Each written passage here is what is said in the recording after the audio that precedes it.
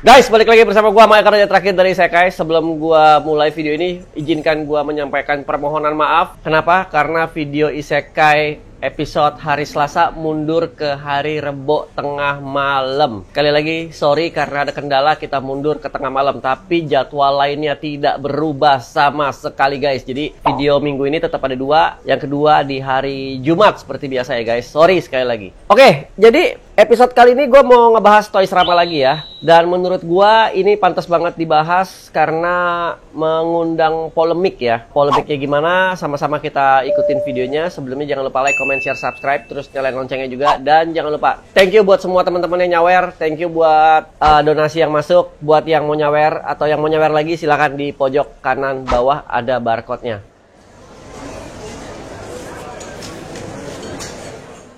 Oke, jadi di episode kali ini gue mau ngebahas sebuah lini mainan ya. Lini mainan ini menurut gue lini yang cukup oke. Kenapa? Karena faktor pertama harganya murah. Apa itu? Itu adalah ZD Toys ya, ZD Toys. Gue sendiri dulu punya yang Iron Man, tapi karena satu dan dua hal, akhirnya gue putuskan untuk gue kasih ke kerabat gue ya. Kenapa kita bahas ZD Toys di episode kali ini? Karena ZD Toys sepertinya sudah resmi masuk Indonesia dengan perwakilan resmi. Jadi harganya berubah guys. Sudah tidak seperti dulu lagi, tapi harganya mengalami kenaikan yang menurut kawan-kawan cukup drastis. Jadi kita akan bahas, tapi seperti kebiasaan Isekai di video-video sebelumnya, kita akan bahas bersama dengan screen capture. Jadi ini gue nggak ngawang-ngawang, gue nggak cocok logi yang gimana banget, tapi berdasarkan bukti-bukti yang ada. Nih, langsung ya kita mulai ya guys ya. Ada postingan dari seorang kolektor, asik yang punya stok lama aman ya, harga naik, terus dikasih min ketawa gitu. Terus di sini logonya Toys Kingdom dan new tulisannya ya. Terus ada 61 komentar dan 4 kali dibagikan atau share. Nah, terus ini dari grup, kayaknya dari grup lain ya atau WhatsApp nih, ZD Toys Indonesia. Nanti kami notice patokannya multi toys, kita ikut jalur resmi bareng mereka. Siap. Semua pasti diinfo kayak sebelumnya. Sekarang nggak izin edar dan dibeli KKV, Toys Kingdom, sama Multi. Kedepannya harga semua ikut harga mereka. Beh, mantap, CD naik semua. Terus ini ada komentar-komentar ya guys. Wah, kalah gan sama konglong merat gede. Kolektor rugi. Mereka untungnya gede-gedean. Terus dibales, jalan satu-satunya tahan dulu, jangan gegabah. Ntar juga diturunin lewat diskon kalau nggak laku. Dan gara-gara harga diatur retail, kayaknya penjualan CD Toys di Indonesia bakalan menurun drastis. Terus komentar-komentar lainnya mesti diklik ya, tapi gua nggak bisa klik karena screen capture. Oke lah, mungkin saatnya kita tentukan pensiun dari CD atau lanjut. Ini sih gara-gara konten kreator yang sering bilang harga 300-an bisa dapat barang kece gini. Kebaca deh sama toko-toko serakah yang susah melihat orang senang. Loh, ikut-ikutan harga jalur resmi padahal nyetok nggak lewat jalur resmi. Oh gitu, berarti fix lah harga gorengan aslinya. Kecuali yang jual KKV dan Multi. Oke, dimaklumin. Ketahuan kan? Dulu viralnya CD Toys kan karena harganya yang terjangkau dengan kualitas yang lumayan. Kalau harganya naik ya nggak heran bakalan meredup. Minatnya pembeli berkurang dan ujung-ujungnya jual diskon dan harga BU. Nah loh, harga naik tuh gara-gara monopoli barang. Lucunya, pemerintah ngelarang barang impor masuk. Shopee dibatasi pembeli, AliExpress dilarang. Tapi cuman beberapa pihak yang boleh masukin. Seller-seller kecil pada nggak bisa masukin. Dikuasai beberapa yang berani bayar mahal. Konoha cap tai. Retailnya kurang satu tuh. Ya, betul. Isekai sekarang punya produk baru, yaitu Isekai Auction. Info lengkapnya ada di bawah, guys. Izin edar CD Toys dipegang KKV, Toys Kingdom, dan Multi Toys. Boykot M, beralih ke UMKM jalur Just Tip. Biar keuntungannya bisa dirasain UMKM, nggak ke retail monopoli. Retailnya tapi ritai gitu ya. Oligopoli lagi Presiden Joko Widodo. Menteri Perdagangan kalau nggak bisa kerja ganti aja. CD udah disikat retail. Fanjoy tinggal nunggu waktu aja berarti. Wah, katanya pada berharap hoax. Elah, si toko M lagi. Sudah dipergundaman bikin resah harga sama stok Mainkan sekarang terjun ke CD Toys. Juga pas sudah rame. Asem baru mau ngumpulin CD Toys. Sabar mas.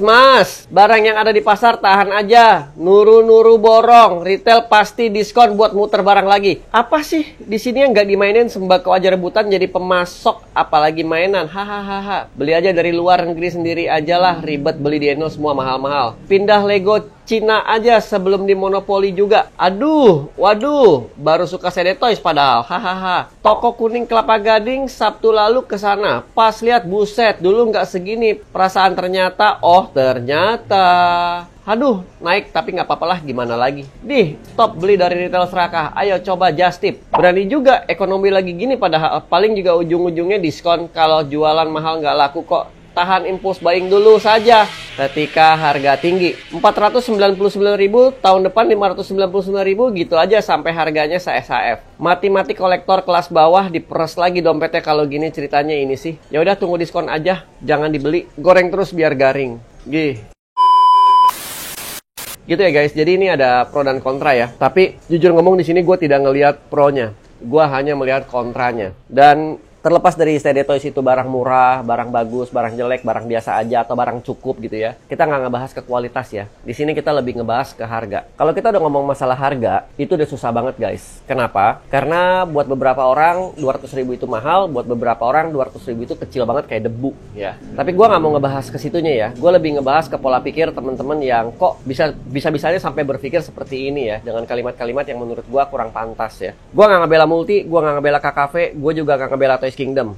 Gue di sini netral, tapi gue berusaha melihat dari sudut pandang orang yang berbisnis. Multi memiliki karyawan yang begitu banyak, ratusan. Toys Kingdom memiliki karyawan ribuan. KKV memiliki karyawan ribuan gitu ya. Gimana caranya mereka bisa menghidupi karyawan-karyawannya, sewa mall, sewa toko, bayar listrik, bayar maintenance, kalau harganya nggak dinaikin. Dan ada satu hal yang teman-teman mesti ingat. Saat mereka bertiga bergabung untuk menjadi distributor si CD Toys ini, atau salah satunya lah jadi distributor CD Toys, atau siapapun yang mau menjadi distributor CD Toys, pasti ada yang namanya MOQ, Minimum Order Quantity. Lu tidak bisa menjadi seorang distributor dengan cuman membeli 10 barang, dengan cuman membeli 100 barang, dengan cuman membeli 150 sampai 200 barang. Apalagi CD Toys ini terbilang barang yang relatif murah. Untuk mendapatkan hak distribusi resmi, lu harus memenuhi minimum order quantity. Mungkin minimum order quantity-nya terlalu besar sehingga harus dibagi. Oke, gua ambil sepertiga, lu ambil sepertiga, lu ambil sepertiga. Jadi ada 3 nama ini, Multi, Toys Kingdom, dan KKV. Ya, mungkin kalau MOQ-nya kecil bisa diambil oleh satu orang. Mungkin, gua nggak tahu, gua nggak ngebahas ke situ. Intinya adalah yang mau gua kasih tahu ke kalian, ada MOQ. Kenapa selama ini bisa murah? Karena yang beli itu adalah beli retail langsung di Hong Kong, di Cina, atau ya dimanapun juga. Jadi kalau lu beli dari toko ke toko, ya lu tidak kena MOQ. Ibaratnya nih, gua sebagai importir, gua misalkan punya Isekai Toys misalkan. Gua mau beli CD Toys dari Hong Kong, bisa nggak? Bisa. Bisa nggak beli cuma 1 box? Bisa. Bisa nggak beli cuma 2 box? Bisa. Bisa nggak cuma beli 1 atau 2 sesuai dengan PO? Bisa. Cuman kan gue rugi di ongkos kirim gitu kan. Tapi saat lu sudah mau mengambil hak distribusi, pasti ada checklist yang harus dipenuhi. 1, lu harus punya toko fisik untuk mereka kirim prototipe atau untuk lu taruh. 2, lu mesti punya kapital yang lebih bagus. 3, lu harus kena MOQ. 4, lu harus datang kalau mereka bikin expo segala macam. Ya intinya checklistnya banyak lah. Ya itu beda-beda, setiap merek, setiap regulasi beda-beda. Jadi rasanya nggak fair kalau lu cuman ngomong, oh jadi mahal ya, jadi ini ya, jadi ono ya. Enggak, dengan adanya distributor resmi juga sebenarnya teman-teman jadi lebih terjamin. Lu jelas, lu kalau beli di toko-toko 3 itu ada kerusakan, ya lu bawa balik ke mereka. Lu tukar ke mereka baru. Mereka distributor resmi. Itu salah satu pegangan yang harus kalian pegang sebagai pembeli, sebagai kolektor. Belilah barang pada distributornya, belilah barang pada pemegang mereknya. Kalau ada apa-apa gampang, suara kalian pun didengar. Coba lu kalau beli ke toko-toko retail yang bukan distributor, ya udah rusak ya udah. Dia ganti ya kalau ownernya baik aja. Dia tuker ya kalau lu punya kedekatan khusus aja. Tapi kalau ada distributor resminya dia nggak pusing. Karena kerusakan itu bukan ditanggung oleh toko, bukan oleh si distributor, tapi distributor akan bawa balik ke CD Toys pusat. Mereka yang akan menanggung, mereka akan QC ulang lagi. Oh ternyata produk yang ini joinnya salah nih, memang banyak yang rusak, banyak yang komplain. Nggak dari Indonesia doang, dari semua komplain ya. Kedepannya kita perbaikin. Beda dengan kalau lu beli retail ya, sorry bro, memang begitu dari sananya bawaan pabrik, cacat pabrik, mau ngomong apa lu, nggak bisa apa-apa juga.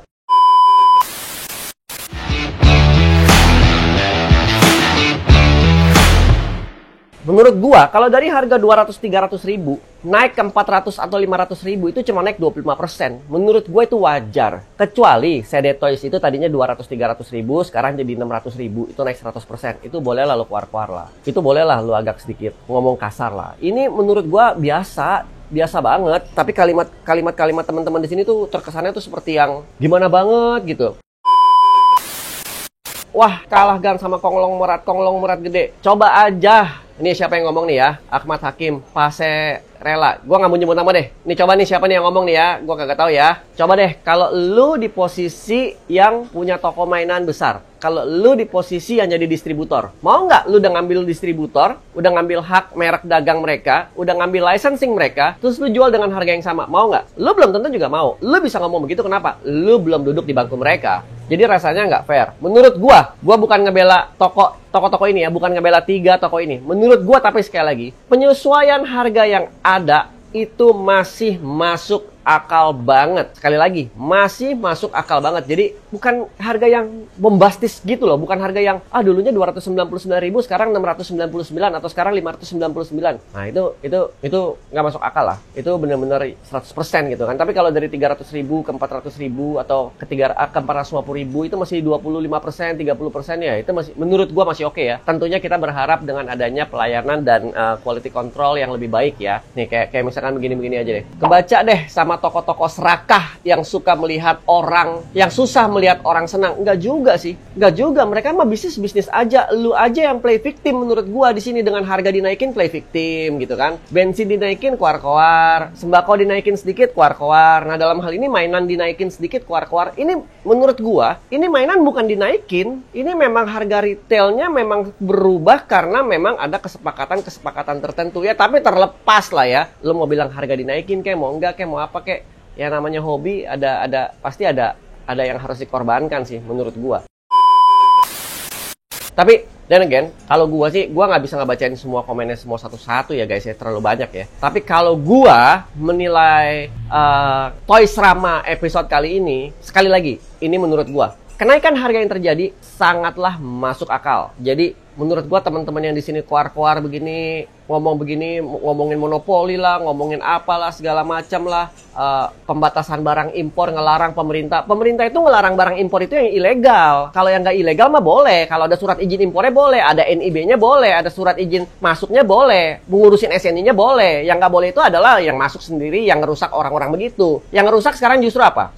Ada teman-teman yang berangkat ke Hong Kong, berangkat ke Cina, masukin barang CD Toys yang sama. Itu yang ngerusak harga. Kenapa? Mereka nggak ngebayar pajak, mereka nggak ngebayar SNI, mereka nggak ngebayar surat izin impor, surat izin nomor induk berusaha segala macam. Sedangkan ya 3 toko tadi jelas bayar gitu. Kan ada regulasi pemerintah juga yang harus diurusin guys.